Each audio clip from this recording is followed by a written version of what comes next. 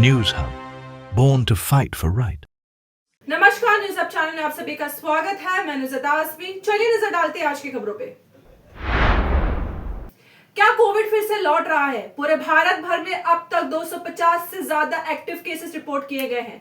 मुंबई में 2 लोगों की मौत हो चुकी है। हॉस्पिटल्स हाई अलर्ट पर है। मास्क पहने, भीड़ से बचे, सावधान रहे और सुरक्षित रहे। भारत में कोविड-19 का खतरा फिर से दस्तक दे रहा है। एक्टिवेटेड केसेस में 250 के पार जा चुके हैं। 257 केसेस अभी रिकॉर्ड किए गए हैं। सबसे ज्यादा इफेक्टेड स्टेट्स है केरला, जिसमें 69 नए केसेस हैं। महाराष्ट्र में 44 केसेस है, तमिलनाडु में 34। बाकी राज्यों में भी चिंता बढ़ रही है, जैसे कि कर्नाटका में 8, गुजरात में 6, दिल्ली में 3। हरियाणा, राजस्थान, सिक्किम में 1-1 केसेस है। मुंबई में 2 मौत ने सबको हिला दिया है। एक 14 साल का बच्चा और दूसरे 54 साल के कैंसर पेशेंट, दोनों की मौत कोविड कॉम्प्लिकेशन से हुई। डॉक्टर्स कह रहे हैं कोमोर्बिडिटीज डेडली हो सकती हैं कोविड के साथ में। हॉस्पिटल्स हाई अलर्ट पर है। ILI और SARI केसेस पे नजर है। IDSP और ICMR नेटवर्क्स फुल सर्विलेंस पे है। BMC ने कहा है कि हल्की से स्पाइक है, डरने की जरूरत नहीं है। वही ग्लोबल सीन में दुनिया भर में कोविड की वापसी से हलचल है। क्या ये एक नई वेव की शुरुआत है? अभी भी वक्त है, सावधान रहिए, मास्क पहनिए, भीड़ से बचिए, सिम्टम्स हो तो टेस्ट करवाएं। यूसुफ पठान के मना करने के बाद में बंगाल के चीफ मिनिस्टर ममता बनर्जी के भतीजे अभिषेक बनर्जी बनेंगे आतंकवाद विरोध अभियान डेलीगेशन का हिस्सा। तृणमूल कांग्रेस ने अनाउंस किया है कि अभिषेक बनर्जी चीफ मिनिस्टर ममता बनर्जी के जो नेफ्यू है, अब भारत की global anti terror outreach delegation का हिस्सा होंगे। ये बदलाव तब आया है जब TMC ने सेंटर पर यह कहकर ऑब्जेक्शन उठाया कि उनसे बिना पूछे यूसुफ पठान को नॉमिनेट किया गया था। TMC ने पहले थ्रेटन किया था डेलीगेशन से पुल आउट करने का, लेकिन यूनियन मिनिस्टर किरेन रिजिजू के कॉल के बाद में ममता बनर्जी ने अभिषेक का नाम रिकमेंड किया। अभिषेक बनर्जी दुनिया भर में भारत का एंटी टेरर मैसेज लेकर जाएंगे, बंगाल की आवाज बनकर। गाजा में तबाही जारी है। 24 घंटे में अब तक 60 पैलेस्टीनियंस की मौत हो चुकी है। UK, फ्रांस, कनाडा ने इजराइल को सख्त वार्निंग दी है।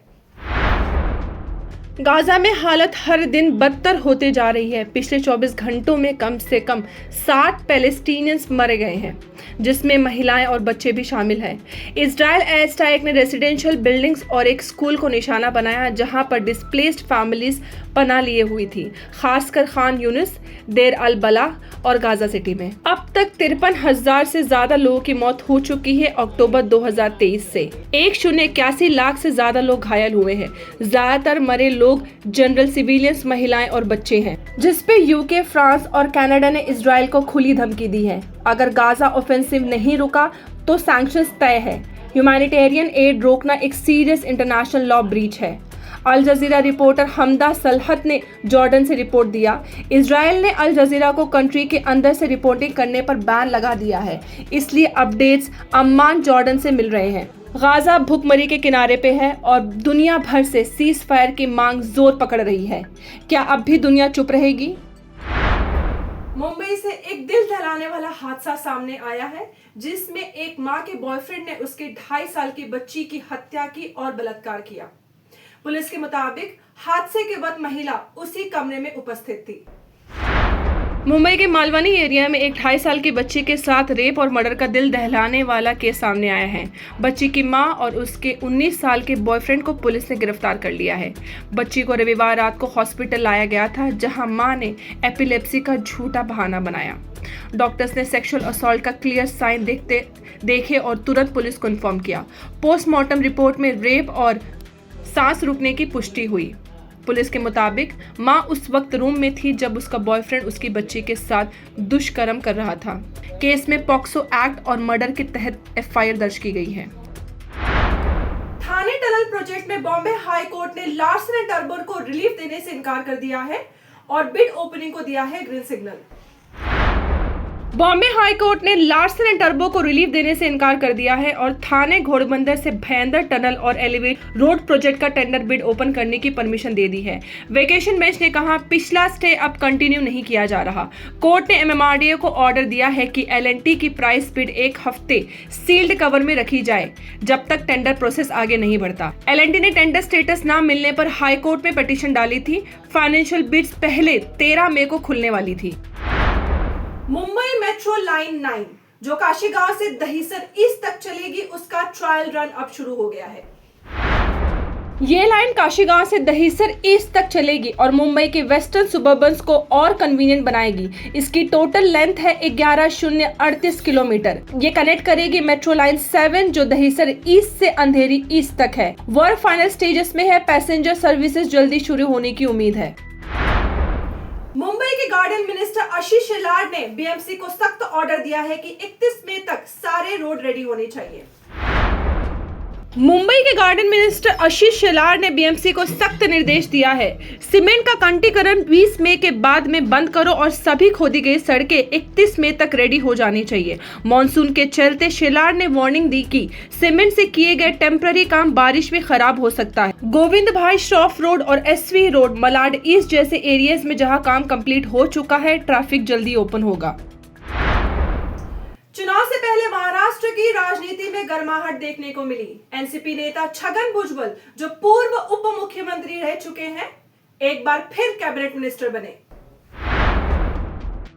महाराष्ट्र के वेटरन NCP नेता और former deputy chief minister Chhagan Bhujbal को एक बार फिर से कैबिनेट मिनिस्टर बनाया गया है। शपथ लेने के बाद में भुजबल ने कहा all is well that ends well. उनका वापस आना स्टेट की पॉलिटिकल इक्वेशन को काफी इन्फ्लुएंस कर सकता है।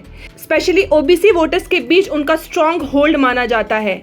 उनका इंडक्शन एक क्लियर सिग्नल है कि गवर्नमेंट इलेक्शन से पहले अपने पॉलिटिकल कार्ड्स ढंग से सेट कर रही है।